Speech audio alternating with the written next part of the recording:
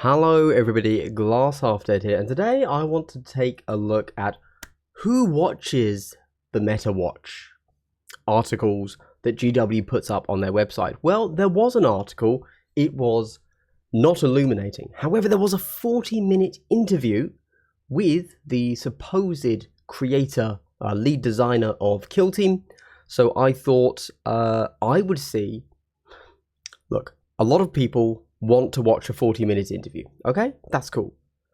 I understand that not everybody does. So I am going to give you a significantly shortened version. Can we do it in 10 minutes? Knowing me, no. I have taken a lot of notes whilst watching it, and I thought I'd just throw them your way and you guys can kind of see how you feel. Let's get into it, shall we? Oh, sorry, just to clarify. Why Rorschach? Why who watches them? I don't know. Literally nothing to do with the rest of the video. We're going to swap back to my normal slides. Why did I do this? I don't know. C'est la vie. So I'm literally just going through the video here and going over what they said. Okay. Obviously, I've bullet pointed everything for you. So if you don't want to watch that, 10 minutes. Let's do it. So the first question asked is kind of, what is meta? Which I think, this is always a good thing. A lot of people define meta in very different ways, so it's good to see what they are referring to themselves when they discuss it. It's just the trends that you see when you are playing the game. This can be your local meta, or this can be the world meta. The meta is very different. For example, in my local group, down here in Salisbury, nobody plays Pathfinders, nobody plays Void Dancers, nobody plays Breachers, nobody plays Gallowdark. Don't have to worry about any of that.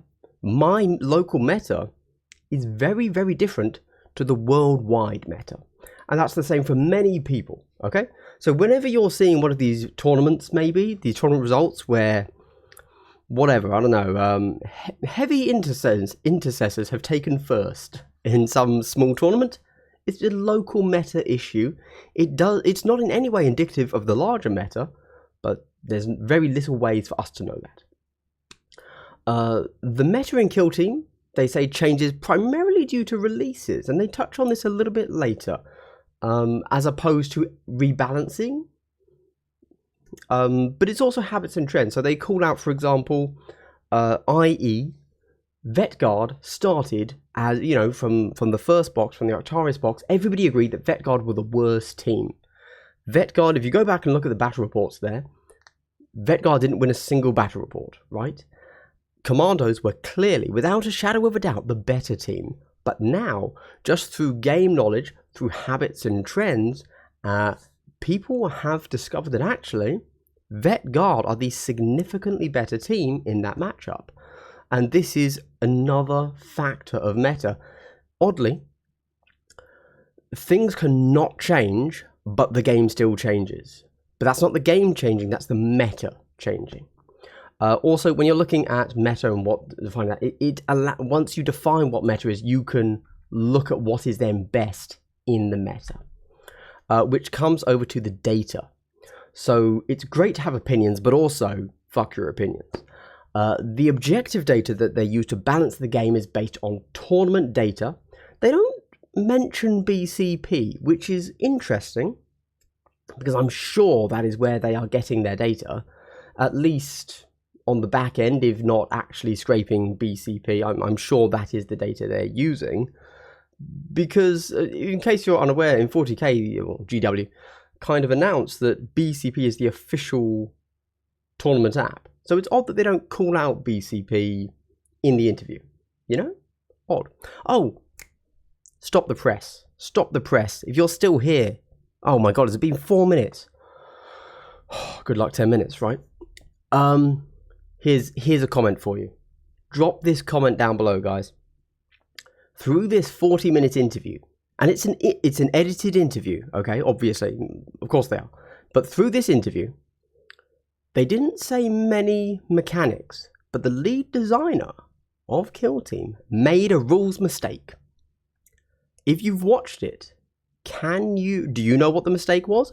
Drop a comment now guessing the rules mistake the lead designer in an edited interview on GW made. I caught it. It made me chuckle. It's a legit mistake. It's a legit mistake in something he said. There you go. Okay. It heartens me. It heartens me because if you've seen my rules takes, damn, what's reanimation protocols, right? So, you know, anyway, drop a comment if you know, if you, or just guess, whatever, I don't know. So they're mainly looking at faction win rates. That's how they balance everything. They want everything to be between 45 to 55 win rates on all factions. Why don't you just say everything should be 50%? Because we're working with relatively small data sets, and there's a huge human factor. They also mentioned the idea of chess, which I just thought was funny, kind of referencing chess as, like, you know, an excuse for their data, for their game not being a 50% win rate. I'm like, all right, fine. It's a common talking point, so I can't really argue. Of course, the next slide is a subscribe-only slide. If you're subscribed to this channel, I'd like to give you a big double hello. Thank you, guys. If you want to support my frivolous content as one of the few Kill Team content creators, check out my Patreon, check out my Discord, check out my Vantage Point podcast, which I am bringing back very soon. You're going to get all of the episodes back filled in. But if you're hyped for that right now, those are all up on my Patreon as videos, if you want to see the videos as well. Okay. Oh, I have merch too, but whatever. Let's move along quickly, because it's going to be a long video. So, the local meta, if you can't tell, the title there is kind of the summarized question that the interviewer asked Elliot. So, what is local meta, essentially? So, unlike 40k, there's a much smaller data size that they're using. And that means that individual players can skew data if they are good enough. Or bad enough. If you have lots of tournaments and you run whatever, Kassakin, let's say, and you lose every single game, because the data set we're working with is so small, that could actually tank the Kassakin's overall win rates and make them, according to them, have a buff. The other thing to consider in local meta is the differences in terrain. They go into this further as well, but terrain is such a big factor in Kill Team that, you know, there's a lot of discussion around terrain. And if your local tournament maybe is more 40k based, as a lot of these things are, they might not know what they should be setting up. Should be setting up. They might not have enough heavy on the board. They might not have enough light on the board. It can be totally different. You can have equally skilled players in local meta A and local meta B, but if your terrain is set out differently, you're going to get different win rates in different factions. It's not just skill based. It's not just the factions that are played in your local meta. It can even be the terrain. We then look at faction popularity. So in Kill Team, they have no way when scraping the data to look at individual data sheets. They can't say, like in 40k, you can say, oh, what's a data sheet in 40k? Can't even think of one. Space Marines, rhinos. Rhinos are overpowered, so we need to nerf rhinos because every single list has 1 million rhinos. That doesn't, not only do you not have that ability to spam in Kill Team, but you also just don't have that data. It doesn't come across in BCP or the data that they scrape, because you put down a roster, you don't actually know what any person has taken on the board. You have a 20-man roster, you haven't taken 20 men. Maybe you have. They do like to run a train, but who knows? Anyway, so you can't look at individual data sheets. But win rates will flag a faction, and then once that faction has been flagged, it's like a little checkbox, and the designers will say, okay, we need to take a look at this. And they then have to essentially guess. This is where the creativity aspect comes in, I suppose. They say, why does this faction now have an 80% win rate?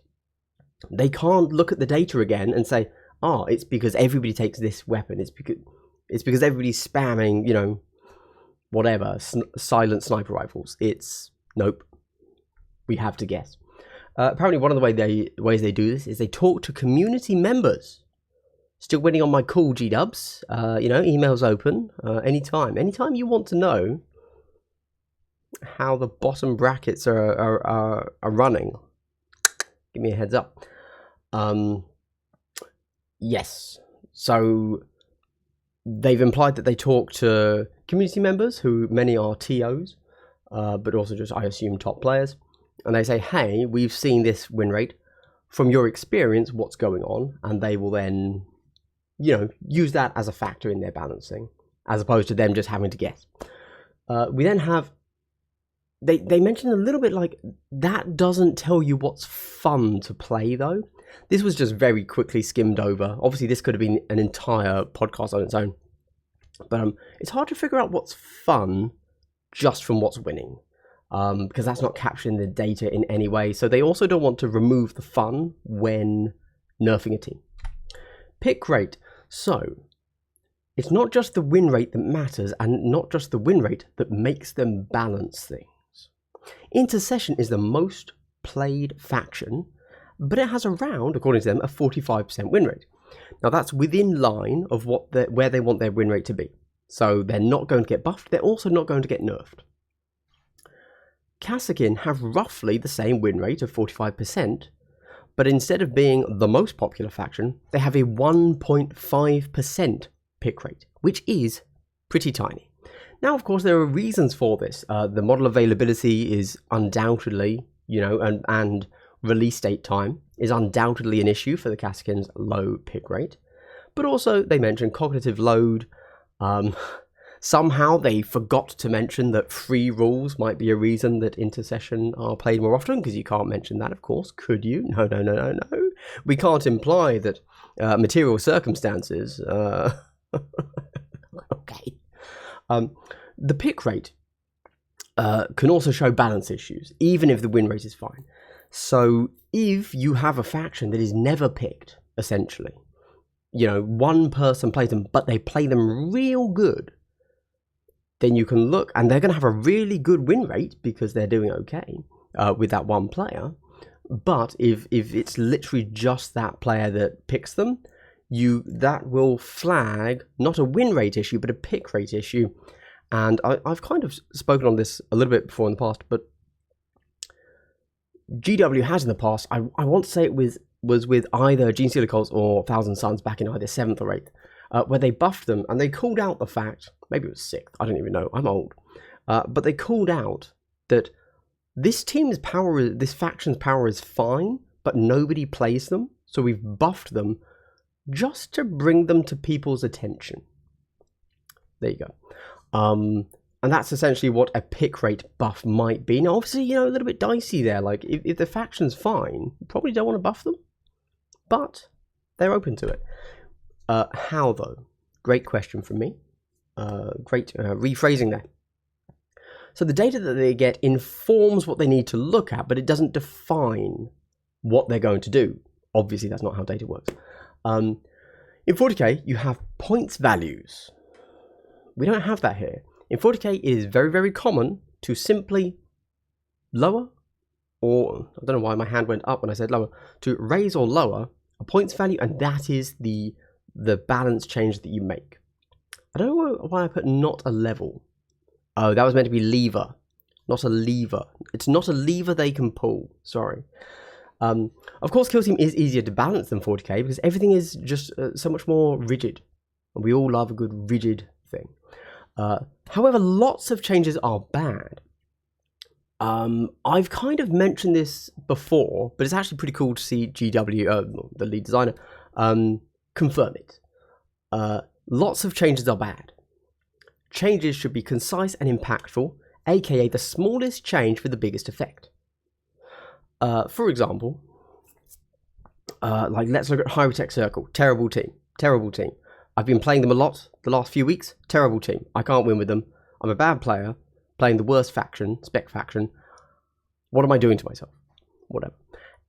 So, we can look at that team, and we can look at, like, I alone, with my terrible gameplay, could look at that team and say, right, I think this team needs probably about 15 changes. And a lot of those changes would increase their power level, but they would be called something that we call quality of life changes. They're good to have, but they are you're then trying to just change the faction. Whereas the other thing you could do, instead of making 15 little tweaks, is say, hey, Hierotek Circle, they can take 2 Cryptex. There you go. And then you don't get lots of quality of life changes, which would be nice to have, but you do get the effect of pushing up their win rate to the point where they are where they need to be in that golden bracket.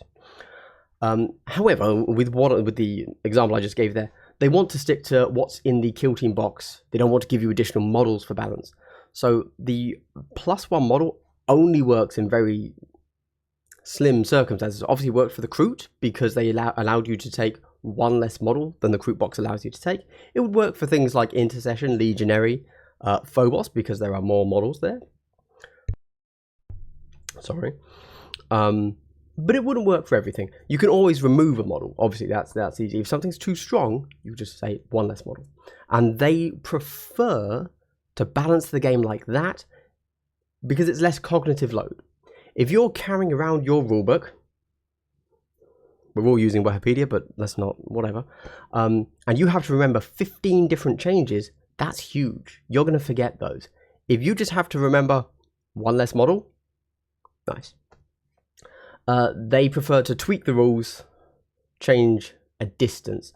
So they're pretty okay with the idea of saying, for example, Rubric, with the Rubric Command ability for Warp Coven, who is actually coincidentally right above me, they're fine with making that small little change there, going from 3 inches to 6 inches.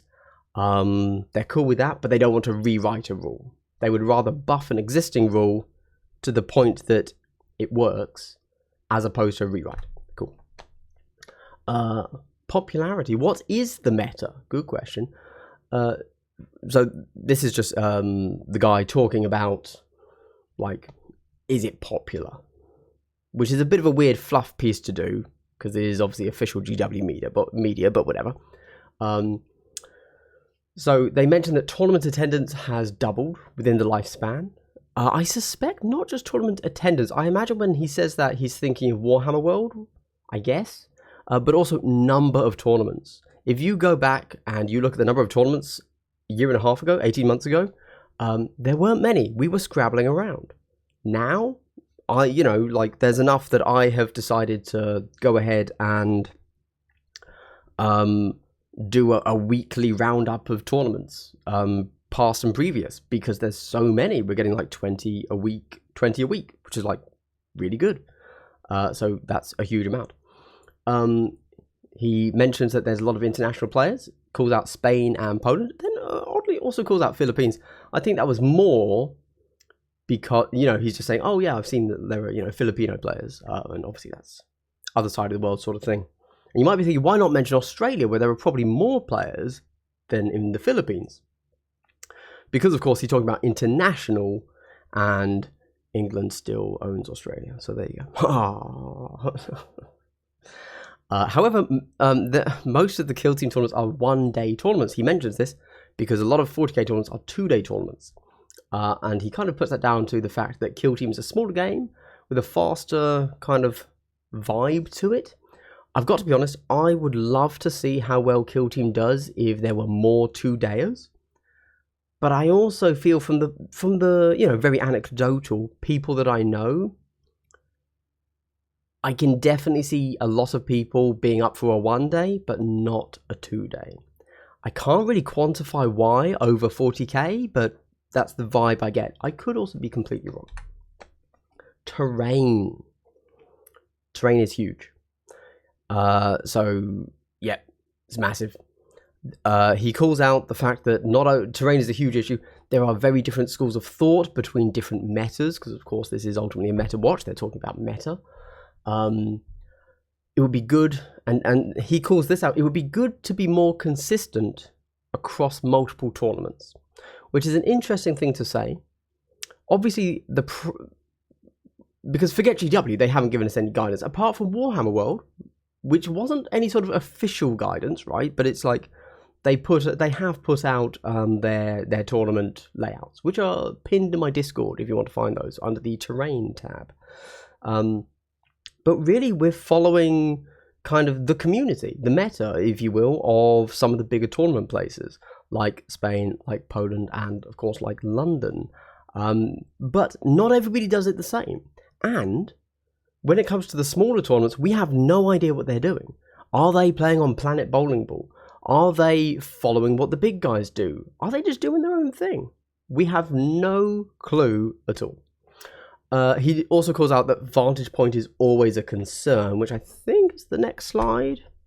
No, it's not. It does come up again soon. We're talking about that in a mo. But yes, obviously, vantage point placement is really big in the game of Kill Team. He's then asked, why would one play Kill Team? And so this is interesting because this is like, in his mind, these are the reasons that you play Kill Team instead of anything else. It's a skill-based game. Revolves around tactics at the table, not strategy before the game, right? He also essentially saying the same thing, doubling up here, saying it's reactive, right? So you have the ability to react, and you should be, and that is the definition in his mind of Kill Team, and the reason to play it over, for example, 40k. Kind of with the implication that 40k is very set. It's all about, have you brought the right list? Do you have the correct plan? Can you enact that plan? Whereas Kill Team is more about rock up, rock on. I'll stop there. It's less about the faction and more about the player. Which is, I want to say that's true. And certainly from other people I've spoken to, that's true. But, and I've got to say this, I don't know anybody that is a top tier 40k player and a top tier Kill Team player. So we don't really have that, like, even anecdotal, I've played at the top here and I've played at the top there. And yes, I agree, the skill is tactical at the table. It's not strategic beforehand. And I agree that there is more reaction in Kill Team as opposed to reaction in 40k. I can't really speak to that. I don't want to, just continue to slag off 40k because there is skill there, right? You can't say there's no skill in 40k, as much fun as that would be. So he also points out that there are a lot of factions doing quite well. So I imagine it'd be interesting to do, but I don't really know how many factions are regularly at the top in 40k. But he's saying that here that there are a lot of factions doing well in Kill Team, a lot of tournaments, a lot of podium wins, and that does seem to be true. It's all about giving the player control, which is great for competitive because it means that you can prove your competitive mettle. Oh my god. Is my summary of this video going to be the same length? Elliot's happy fun time. I forgot why I put this. He was asked, why do you like Kill Team? He enjoys the interaction. He enjoys the community. He's a 40k lore geek because he wants to make it feel like it should, and then you tweak the mechanics after making it feel like it should. And he just generally likes the pageantry of it all, to be honest. Okay, let's go over to the Gallowdark. For some reason, he's explaining what the Gallowdark is. It's a giant space Hulk. It's a conglomeration of ghost ships, big enough to create its own oxygen supply. I put a fact check on that. It's 40k, so it's all bullshit. So it's fine. Yeah. Big issue mechanically is the line of sight change. There's no vantage point. This makes it easier to have more melee. So melee teams kind of get buffed in there. There's also more planning because there's lane play. So often, where you deploy is going to define where those models go for the rest of the game, because you will have no way to cross over to another lane if you want to think of things as a MOBA in that way. It also puts down a lot more thought to action economy because just a whole load of models now have to lose an APL to open a door, far more so than in open. You also have to consider activation order. Now, out-activating models in core was always key. In Into the Dark, he says that guard stopped that from being true. And that is... Okay, so that could have been the rule that he got wrong. You know, okay, so we got 2 rules wrong. He got that wrong. That's not true. Cool. All right. That's not what I meant, though. There's another one he got wrong.